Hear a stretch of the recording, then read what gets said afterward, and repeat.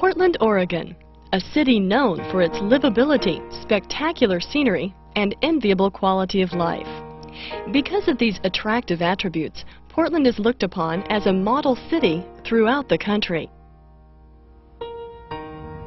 But the picture painted of Portland hasn't always been this rosy. Just a little over 20 years ago, the New York Times called Portland a city in the act of destroying itself. Harsh words, but an accurate depiction of Portland at the time. The story of our remarkable turnaround into one of the most livable cities in the country is a tale of visionary leadership and active, committed citizens. A story worth remembering as we face the challenges of the future.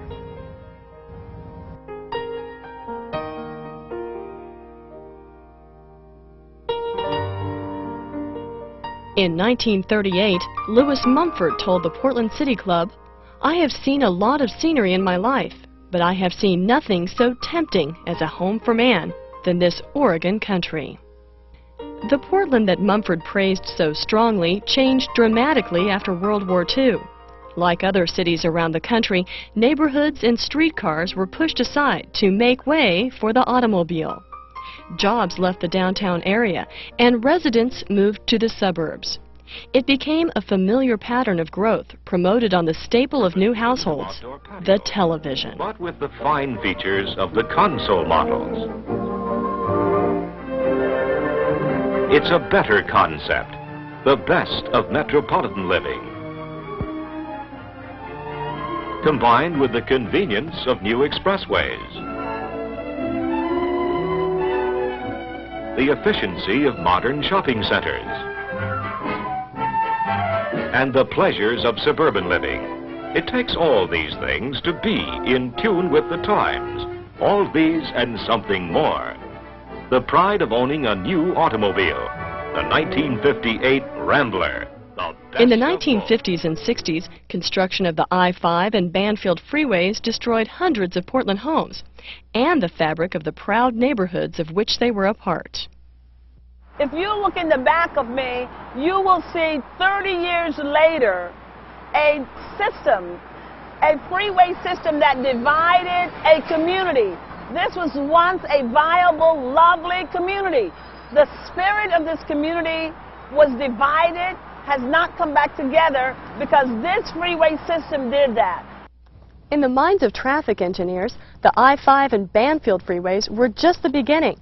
This southeast Portland neighborhood was scheduled to be sacrificed for yet another freeway. But in the early 1970s, the battle over the proposed Mount Hood Freeway was at the heart of the struggle for the future of the city and the region. If you could identify 25 years ago a city in trouble, Portland would fit that profile. In terms of concerns about deteriorating inner city neighborhoods, we were violating air quality standards 1 day out of 3. Business was fleeing downtown.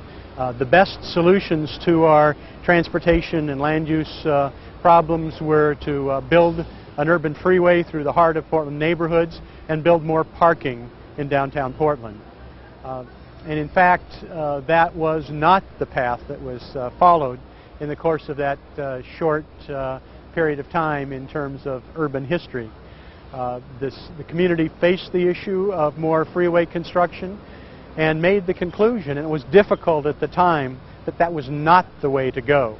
What was unique in the early 70s in Portland was a combination of some very high-quality political leaders, Neil Goldschmidt, Tom Walsh, and others who were young and progressive, but also a strong citizen participation value where people were willing, many times at a moment's notice, to go out and participate in activities that supported causes they believed in. Working together, citizens, business leaders, and elected officials charted a new vision for Portland. A city dedicated to its people, not their cars. A plan to revitalize downtown included a lid on parking spaces. A highway along the Willamette River was torn down and replaced by Waterfront Park. A 3-story parking lot was transformed into Pioneer Square. A transit mall was built, and downtown became a Fareless Square, where bus rides became free. The mounted freeway project was stopped, and the money that had been approved for the freeway went instead to build a light rail line called MAX.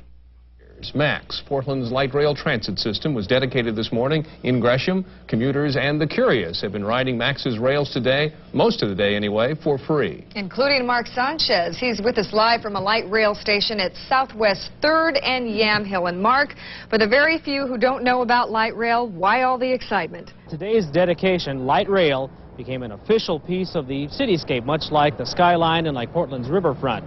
And so after more than a decade of talk and consensus building and construction, MAX was ready. All that remained, the coming out party.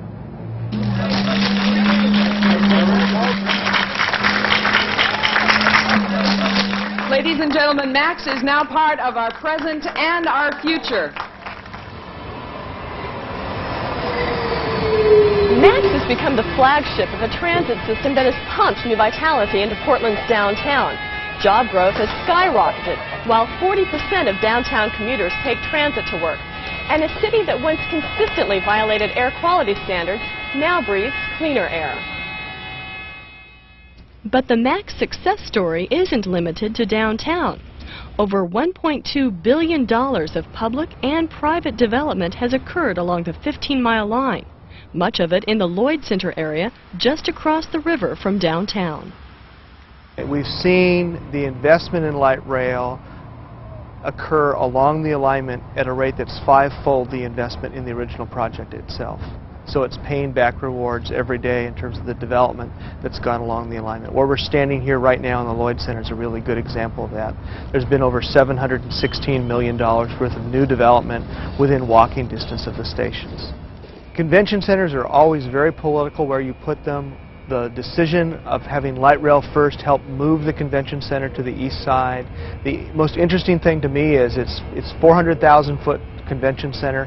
It has 800 parking spaces. The parking spaces have no door onto the parking lot, and the front door of the convention center is the new light rail station with a pedestrian-friendly plaza. When the Portland Trailblazers basketball team went shopping for a site for a new 20,000-seat arena, they chose to build near MAX.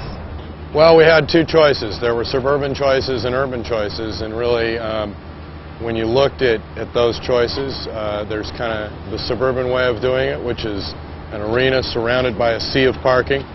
Probably would have taken 12,000 parking spaces to make this viable.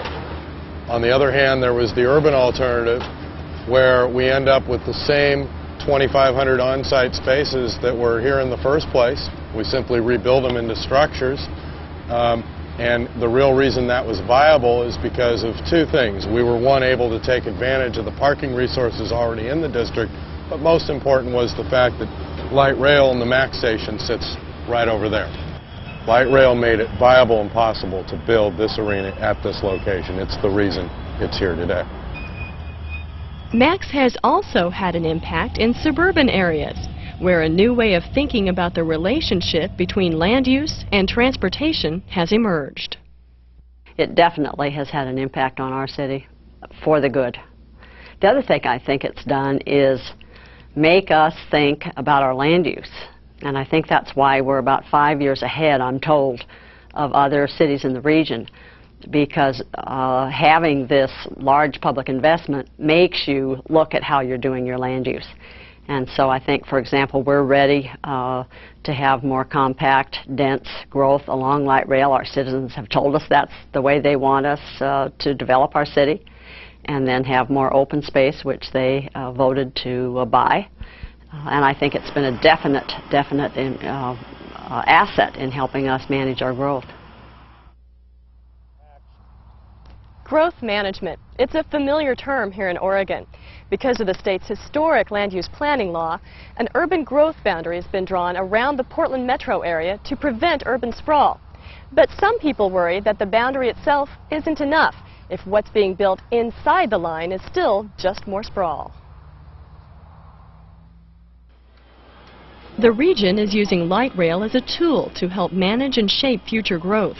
A voter-approved 18-mile extension of MAX into suburban Washington County is under construction and scheduled to open in 1998.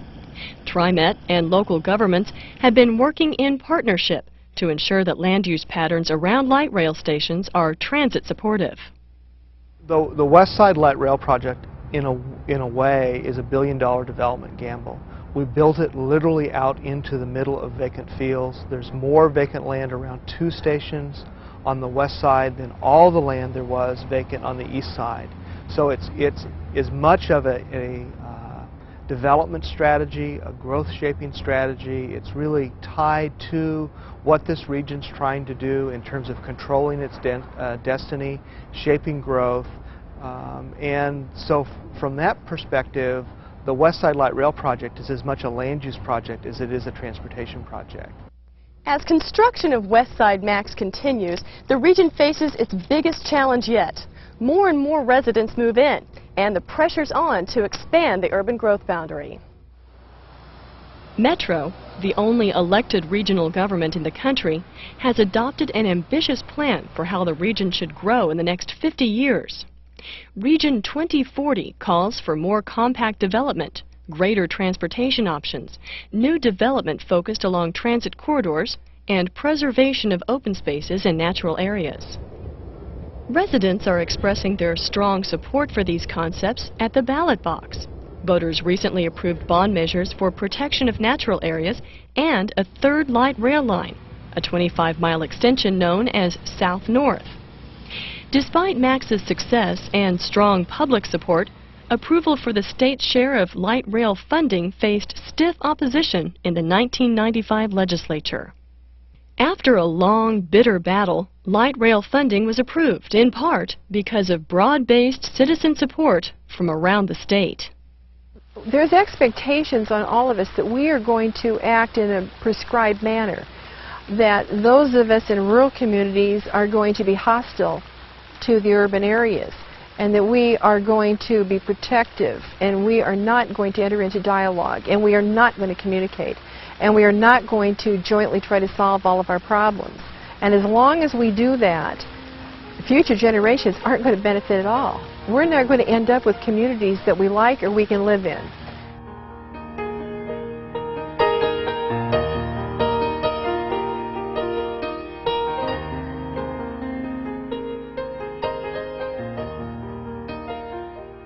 We are asked regularly why our region is different. Why are we making the decisions that we are? And many of the explanations that people give, I don't accept. People say, well, you live in a beautiful area, you're hemmed in by mountains on both sides, so you have a sense of limitations. I don't think that's why we're different. There's lots of places in the United States that are beautiful, that have topographic constraints. I think we're different because we spent 25 years as a community, both in the metropolitan area and statewide, arguing over what our future is. And people have come to understand and accept the role of planning in the development of their community. And many of the most critical decisions were made not by the politicians, but by the citizens forcing the politicians to make them. Here in Portland, what we've attempted to do is weave together the elements that we can control. The land use and zoning, where we locate new businesses and residences, our transportation system, whether it's the bus mall or light rail or how we manage parking.